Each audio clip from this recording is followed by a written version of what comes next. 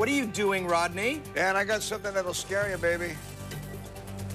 When one man sees that, that spine just tingles, doesn't it? How you doing? They have to wear these in the crime lab. I'm at the county crime lab, folks. We hear about contaminating evidence and what have you. Doesn't want to happen. You don't want to turn a case the other way for the bad guy by doing the wrong things. We're here to check on our guys, our sheriff's personnel, and others. We come back. Good morning, San Diego.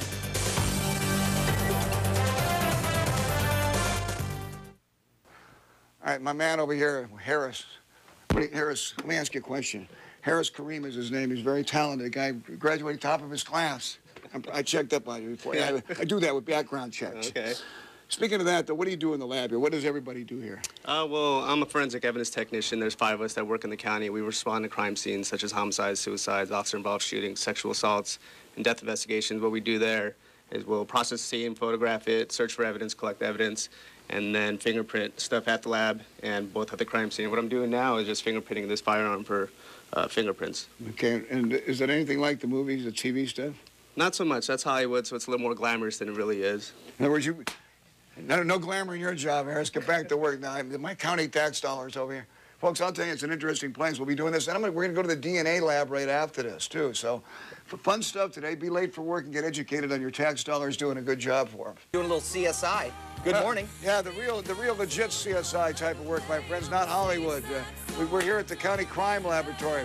Men and women working to solve crimes, save lives. Your tax dollars are doing a good job here at work. We're coming back. Good morning, San Diego.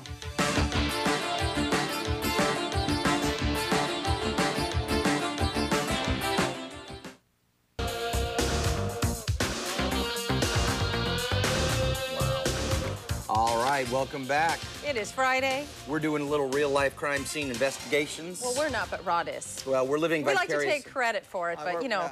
I've already tainted the scene. You know, it's amazing talking with these people, too. By the way, a big hat off kudos backslapping to Grossmont College. Just, many people, these have graduated from there. They got a tremendous school there and for our criminalists, our criminologists, those types of people, crime scene investigators and the like. Harris, you guys, the crime, how do you ever... Sometimes you look at a scene, you go, there's nothing there, but then when you're done, you find lots of clues. I mean, it's amazing. Right, yeah. Again, like Grossmont College, it's really hands-on, so they teach you a lot about what to look for and how to find evidence. Once evidence is found, we bring it back here, and there's different sections of the lab that do different things to find that evidence. And Grossmont's one of the best places in the country. Oh, yeah, they're great. Really great. He's working on some guns that were found at a scene of a crime, what have you, and they got DNA in here. They do all the testing. And it's nothing like, well, they said, close in some ways the things you see on television, these Hollywood-type versions, but the real work is a lot more difficult. They have to just spruce it up to make it worth watching on television. They sure make it look exciting, though, don't they? Yeah, and I imagine it is exciting, but also gruesome. I was talking to them a little bit about when some of these crime scenes, I take my hats off to these people. But rewarding when you actually solve it. So rewarding. Oh, yeah. Dan, I lifted some prints off the handle of your car. handle.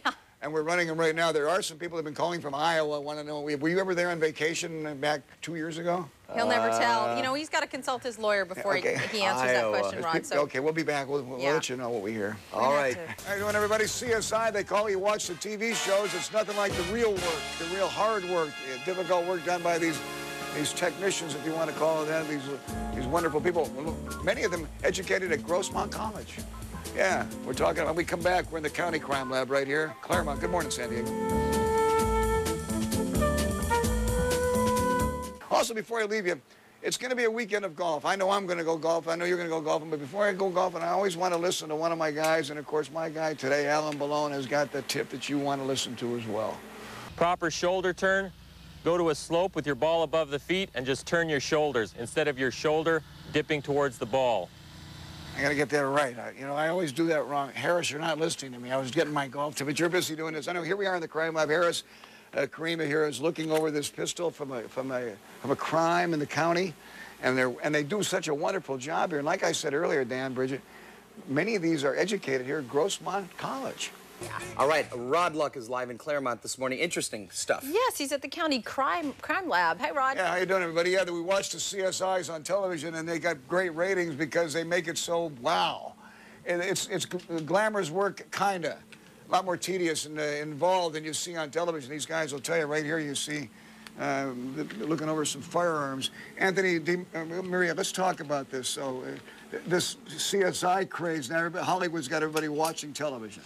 Yeah, most of the programs you see on TV, the CSI, there are some similar techniques that you see, but there's a lot more that goes into an investigation. Your job is wide-ranging, too. Yeah. You've got 1.7 million people. You cover an area all over this county. Do the other municipalities, like the cop shops, come to you for help?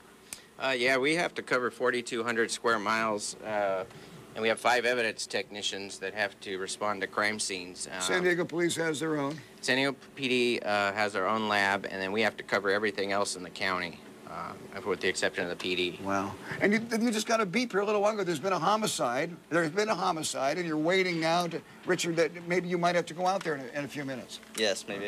Well, right now my partner's out there, so we usually roll one evidence technician if they need help. Now, we're going to do something here where there's a print. Let me take my shoe off. I stepped on this cardboard box, folks, my shoes are a little dirty today. And we can't see it, but you're going to pull a print off there. Yes, I'm going to try to do electrostatic desk lift off this. What do you put on that? Right now I'm using Mylar paper, and basically I'm going to create electrostatic desk lift, static electricity, and basically you can hear that. I can hear something. I'm just going to get all these air bubbles out of here and collect all that static electricity and dust from the cardboard. And that print's going to show up there? It should. Wow. Let's see. Let's see what happens, huh? Turn that off. There it is. My goodness. Wow. This is good for hands, shoes, tires, and everything else, right? Yes. You caught me. Over here, he's working on something now, my man. Get this if we can over here, please, Adam. You've got an envelope, for instance, that came in. You don't dust this like we see with the dust. This is used with some liquid to get those prints. No, this is used with a wet chemical called anhydrine. This will react with certain elements of your fingerprint that are left behind on such surfaces like paper. Now, somebody sent this. This was a letter somebody had sent to somebody, hate mail. But yet, maybe hundreds of people have touched the envelope. Boy, the job becomes even more tedious then, doesn't it? Because you got to get every print on there checked. And not everybody's everybody is a suspect until eliminated. Yes. What were you showing me on this bottle here? This is a bottle I dusted with a fluorescent powder, which will glow underneath a ultraviolet light that we have. It's the only way you can see it. Let's turn the lights out once if we can here. Where's that ultraviolet screen? We can put... you have your light, but we need to put this up in front of the lens, right? Now, what are we seeing? Using this light and the filter that's in front of the camera lens, these fingerprints should fluoresce. And you wouldn't normally see it by the naked eye? No. Wow. It pulls off plastic, tin, and other things, right? Any non-porous object, yes. Okay, the light's back on again here. Yeah? Work all right? Goes on and on. What are you doing over here? I see you got a Coca-Cola can there. Yes, I'm collecting swabs for potential DNA from a Coke can. Where would you get the DNA from? Right where their mouth touched the can, right? Right. Generally, the best area would be the area of the mouth, because we know that this can somebody did drink it, the soda from it, and so that's the area that's the most likely. And we're going to be going to the DNA lab next here this morning. They'll take something like that and they'll test it there. This stuff is not sent to Washington. It's done right here. It's done right here. We've watched too many Hollywood movies and they send it to the FBI lab in Washington. No, we have our own DNA lab here, and the DNA analysts can look at this. Congratulations to you guys, the work you do. My goodness gracious. And it goes on 24/7. You don't have a day off. Yeah, we're on call 24 hours of the day, 7 days a week, and at any minute we'll be called out to the scene. All hours of the night. And like we said, we don't know about it publicly yet, but I did find out because the guy just got a beat. There's been a crime locally, and the guys will be going out there shortly. Yeah. So, one last thing. You have those swabs. I watched the Maury show on people like that. They take a swab in the inside of the mouth, and they can get your DNA? Yes. How do you do that? Just take a swab, a clean swab. Right. Which we would have right here. Right. Okay. You do what? And you can swab the inside of your mouth. Mm-hmm. For potential DNA. Turn that into the DNA. No, I'm not turning it into. I'm not going to turn it. I'm not turning it into anybody. I don't know, ma'am. No, sirree. You never know. Things in the past come back to haunt you. And that's true. They told me about taking bones from 40 years ago out of a grave to get DNA and it solved the case. But DNA was the greatest thing ever happened to forensic work in the history of mankind. Yeah, we were thinking more like they were testing to see if maybe you were the daddy of Anna Nicole's child. Are you She's the daddy? been calling me, but Paris keeps calling me too. Everybody keeps calling me. You know. It's tough to be you, Rod. Well, Anna's not calling anymore. But anyways, I'll go to the DNA lab next. Okay, thank you.